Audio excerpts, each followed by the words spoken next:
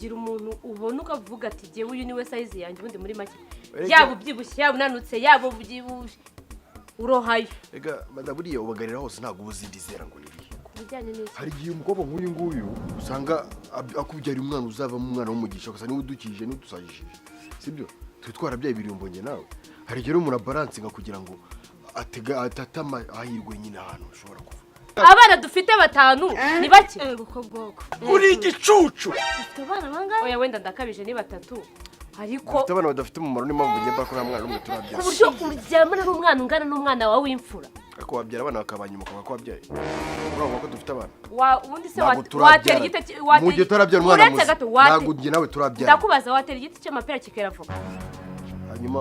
ubwenge ntabwo ubwo bwenge bukura wowe ubuhe bwenge ugira ntabwo ko ubwenge bujyanwa ku mwumbu